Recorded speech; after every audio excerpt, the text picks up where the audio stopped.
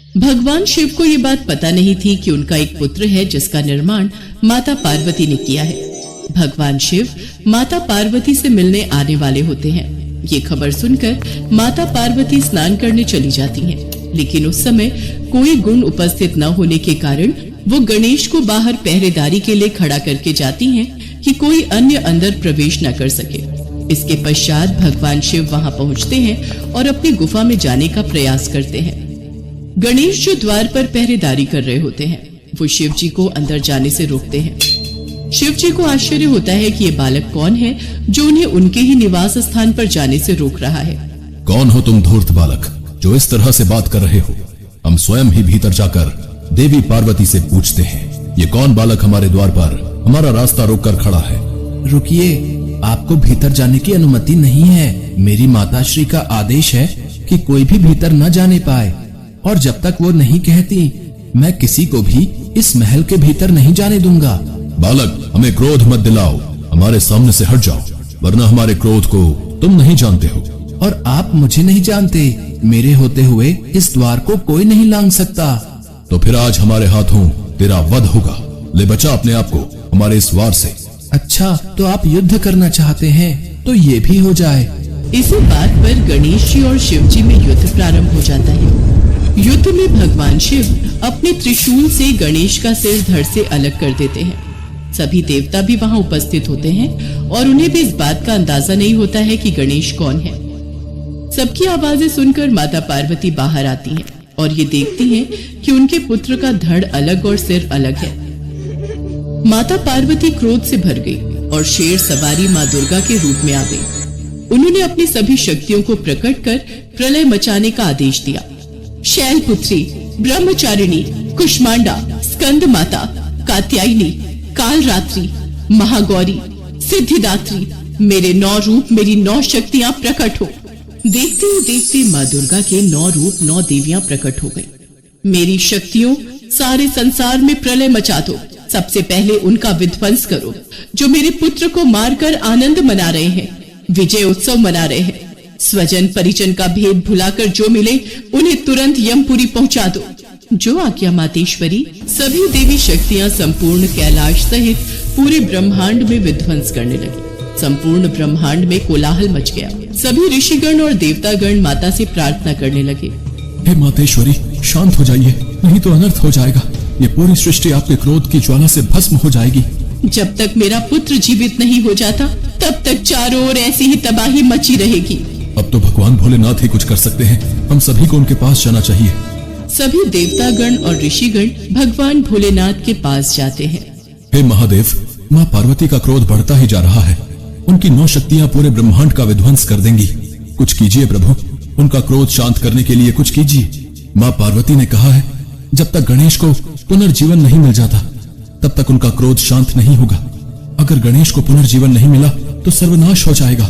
आप चिंता मत कीजिए, मैं इस समस्या का समाधान सोच चुका हूँ।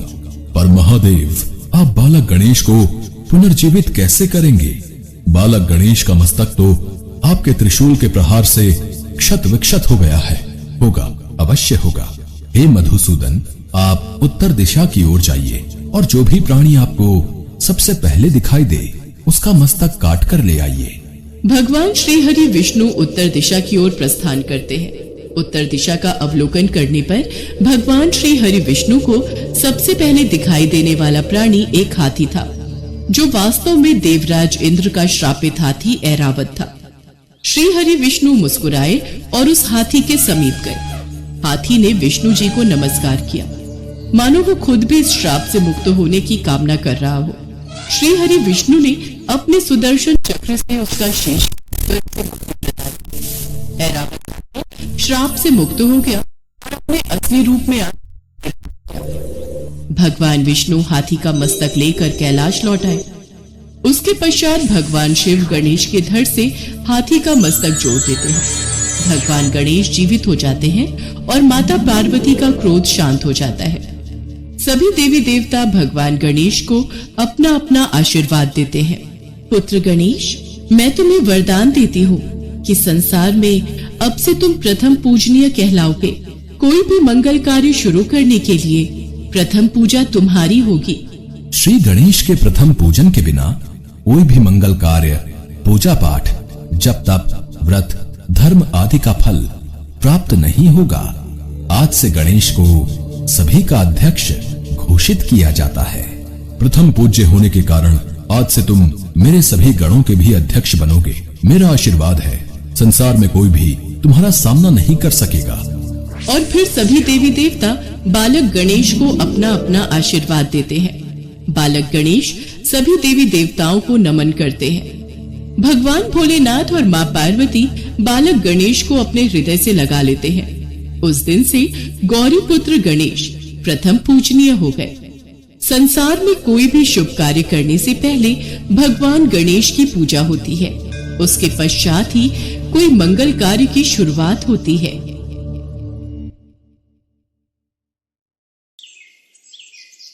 पुराणों में प्रचलित कथा के अनुसार एक बार भगवान शिव और देवी पार्वती घूमते हुए काशी चले गए।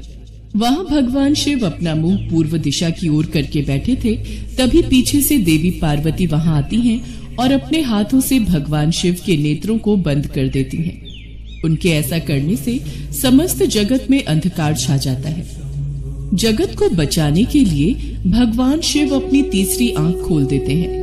उनकी तीसरी आंख खुलने पर जगत में फिर से रोशनी हो जाती है। भगवान शिव की तीसरी आंख जगत को तो अंधकार से बचा लेती है, परंतु उस तीसरी आंख की रोशनी से जो ताप उत्पन्न हुआ, उससे निकली पसीने की बूंदों से एक अंधे बालक का जन्म हुआ। उस बालक का मुख बहुत बड़ा और भयानक था। बालक को देखकर देवी पार्वती घबरा गई। प्रभु, ये बालक कौन है? ये कहां से उत्पन्न हुआ? देवी पार्वती, ये हमारा ही पुत्र है। ये बालक पसीने की बूंदों से उत्पन्न हुआ है। आपने अकस्मात ही मेरे नेत्रों को बंद कर दिया, इसलिए सृष्टि की रक्षा के लिए मैंने अपने तीसरे नेत्र को खोल दिया, जिस कारण रोशनी के ताप से पसीने की बूंदें धरती पर गिर गईं और इस बालक का जन्म हुआ। अंधकार में पैदा होने के कारण ये बालक अंधक नाम से जाना जाएगा। कुछ समय बाद हिरण्याक्ष नाम के असुर ने पुत्र पाने के लिए भगवान शिव की घोर तपस्या की। शिव जी उसकी तपस्या से प्रसन्न होकर उसके समक्ष प्रकट हुए और उससे वरदान मांगने के लिए कहा। तब हिरण्याक्ष बोला, भगवान, मुझे एक पुत्र की कामना है, कृपया मुझे पुत्र प्राप्ति का वरदान दें। हे हिरण्याक्ष, तुम्हारे भाग्य में संतान सुख नहीं है, पर मैं तुम्हें अपने अंश से जन्मे हुए पुत्र अंधक को वरदान के रूप में तुम्हें देता हूँ। आगे चलकर तुम्हारा ये पुत्र महापराक्रमी और महाबलशाली होगा। हे शिव शंकर, आपके अंश से जन्मे पुत्र को पाकर मैं धन्य हो गया। ये कहकर भगवान शिव ने अंधक को हिरण्याक्ष के हाथों में दे दिया। हिरण्याक्ष अंधक को लेकर खुशी खुशी अपने राज्य लौट गया। तभी देवासुर संग्राम छिड़ गया और भगवान विष्णु द्वारा हिरण्याक्ष मारा गया। हिरण्याक्ष का बड़ा भाई हिरण्यकशिपु छिपकर भाग निकला। हिरण्याक्ष के मरने के बाद राजमहल में अंधक की उपेक्षा होने लगी। उसके अन्य चचेरे भाई और संगी साथी उसे चिढ़ाने लगे। इससे अंधक दुखी रहने लगा। एक दिन उनके व्यवहार से तंग आकर वो तपस्या करने निकल पड़ा और एक निर्जन वन में पहुंचकर ब्रह्मा जी की साधना में लीन हो गया। तप करते हुए उसे कई वर्ष बीत गए। उसके तप से प्रसन्न होकर ब्रह्मा जी प्रकट हुए और उससे वर मांगने को कहा। हे पुत्र, मैं तुम्हारी तपस्या से प्रसन्न हूँ, मांगो, तुम्हें क्या वरदान चाहिए? हे ब्रह्मदेव, मुझे ऐसा वर दीजिए कि मेरा अपमान करने वाले मेरे सभी भाई मेरी दास्ता करें, मेरे दिव्य नेत्र हो जाएं और मेरी किसी के द्वारा मृत्यु न हो। हे दैत्यराज, तुम्हारे नेत्र दिव्य हो जाएंगे। तुम्हारे सारे भाई भी तुम्हारी दास्ता स्वीकार कर लेंगे, किंतु काल चक्र का नियम है कि मृत्यु से कोई अछूता नहीं रह सकता। तो फिर ऐसा ही वरदान दीजिए कि मेरे शरीर से निकले रक्त की एक एक बूंद से मेरे जैसे पराक्रमी वीर उत्पन्न हो जाएं और मेरा अंत तभी हो जब मैं अपनी माता पर कुदृष्टि डालूं। तथास्तु। तथास्तु कहकर ब्रह्मा जी अंतर ध्यान हो गए और अंधक वरदान पाकर नेत्रवान बन जाता। वरदान प्राप्त करके वो बेहद अत्याचारी हो गए। उसके अत्याचारों से नाग, यक्ष तथा देव गंधर्व सभी दुखी रहने लगे। वे सब ब्रह्मा जी की शरण में पहुंचे, किंतु ब्रह्मा जी उन्हें कोई आश्वासन नहीं दे सके।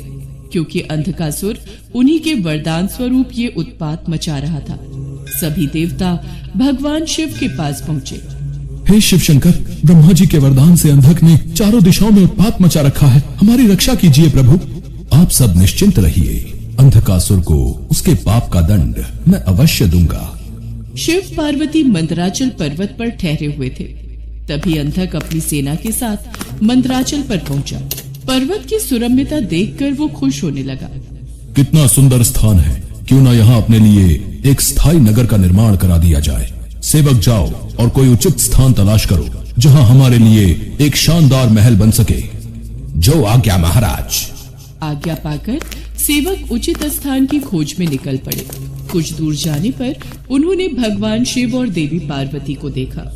वाह, क्या सुंदरी है, लेकिन ये इस तपस्वी के पास क्या कर रही है? इसे तो राजमहल की शोभा होना चाहिए। चलकर महाराज को सूचित करते हैं। चलो चलो, महाराज को बताते हैं। क्या सुंदरी इस पर्वत पर? जाओ और उस सुंदरी को उठाकर मेरे पास ले आओ, और उसके साथ जो तपस्वी पुरुष है उसे कह देना कि मैं दैत्यराज अंधक का दूत हूँ और उनके लिए इस सुंदरी को ले जाना चाहता हूँ। दूत पुनः उसी स्थान पर जा पहुंचा। उसने अंधक का आदेश उन्हें कह सुनाया। इस पर भगवान शिव क्रोधित हो गए। अंधक ने सेना एकत्र की और आक्रमण कर दिया। इस सुंदरी को मैं अपने साथ लेकर ही जाऊंगा। अंधकासुर, कहीं ऐसा ना हो मेरे क्रोध की अग्नि से तुम जल जाओ। घनघोर युद्ध छिड़ गया। भगवान शिव त्रिशूल से प्रहार करते रहे, किंतु उनका हर प्रयत्न विफल हो रहा था। जैसे ही अंधक का कोई अंग घायल होता, उससे रक्त निकलता और उस रक्त से उस जैसे ही अनेक दैत्य पैदा हो जाते थे। उधर शुक्राचार्य अपनी संजीवनी विद्या के बल पर मरे हुए दैत्यों को पुनः जीवित कर देते थे। ये सब शुक्राचार्य के कारण हो रहा है। नंदी आदि गण जाओ और शुक्राचार्य को बांधकर यहाँ ले आओ, ताकि वे दैत्यों को पुनः जीवित न कर सके। जो आज्ञा प्रभु। कुछ समय पश्चात सभी शिवगण शुक्राचार्य को बांध कर ले आए और उन्हें शिव के सम्मुख खड़ा कर दिया। शिव जी ने शुक्राचार्य को अपने उदर में ले लिया और अंधक को त्रिशूल के ऊपर टांग दिया। वो त्रिशूल पर टंगा टंगा ही शिव का जाप करता हुआ अपनी भूल का प्रायश्चित करने लगा। अंधकासुर जान चुका था कि माता पार्वती उसकी माता है। भगवान, मुझे क्षमा करें, मुझसे बहुत बड़ा अपराध हो गया था। मैंने माता पार्वती पर कुदृष्टि डाली। माते, मुझे क्षमा कर दीजिए। अब से मैं आपकी सेवा में रहूंगा और कभी भी अपने अंदर दैत्य भाव को जागृत न होने दूंगा, न ही देव विरोधी कार्य करूंगा। प्रभु, मैं चाहता हूं कि मुझे दिव्य दृष्टि प्राप्त हो जाए। आज से मैं हर समय आपकी सेवा में दास की तरह उपस्थित रहूं। मेरे समस्त विकार धुल जाएं। प्रभु, अंधक को क्षमा कर दीजिए, क्योंकि जब ये उत्पन्न हुआ था उस समय अंधकार था। उसी अंधकार की भांति इसका मन भी अंधकारवश ऐसा हो गया। अब पश्चाताप के आंसुओं से इसका मन स्वच्छ और निर्मल हो गया है। देवी पार्वती, अंधकासुर की भांति गुरु शुक्राचार्य भी मेरे उदर में क्षमा याचना कर रहे हैं। हे शिव शंकर, हे भोलेनाथ, मेरा अपराध क्षमा कीजिए। मुझे अपने उदर से बाहर निकालिए प्रभु, मुझे क्षमा कीजिए। ओम नमः शिवाय, ओम नमः शिवाय, ओम नमः शिवाय। अंधकासुर और गुरु शुक्राचार्य की विनती करने पर भगवान भोलेनाथ उन दोनों को क्षमा कर देते हैं। गुरु शुक्राचार्य भगवान भोलेनाथ के उदर से बाहर आ जाते हैं।